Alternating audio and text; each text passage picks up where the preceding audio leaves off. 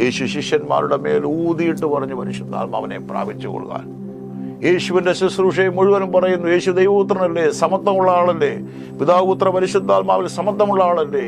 അദ്ദേഹം പറയുന്നത് ഇങ്ങനെയാണ് തന്റെ ശുശ്രൂഷയിൽ, ആമേൻ, എൻ്റെ പിതാവ് പറഞ്ഞിട്ടല്ലാതെ എൻ്റെ പിതാവ് പ്രവർത്തിക്കുന്നു, ഞാനും പ്രവർത്തിക്കുന്നു. എൻ്റെ പിതാവ് പറയാതെ എനിക്ക് ഒന്നും ചെയ്യാൻ കഴിയില്ല.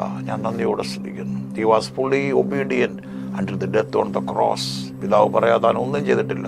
30 വർഷം വെയിറ്റ് ചെയ്ത് പരിശുദ്ധാത്മാവിനെ പ്രാപിപ്പാൻ ദൈവാത്മാവിലാണ് താൻ ശുശ്രൂഷ തുടങ്ങുന്നത്. ഏലിയാവ് എലീശ അറിയപ്പെടുന്ന എലീശ എന്ന പേര് നാട്ടിൽ ചോദിച്ചാൽ അറിയത്തില്ല. ഏലിയാവിന്റെ കൈക്ക് തണ്ണീരൊഴിച്ചു കൊടുത്തവൻ. അത് ശുശ്രൂഷയെ കാണിക്കുന്നു. Showing the ministry, submission. ഇതെല്ലാം പറയുമ്പോൾ എന്താ ദൈവം ആഗ്രഹിക്കുന്നത്?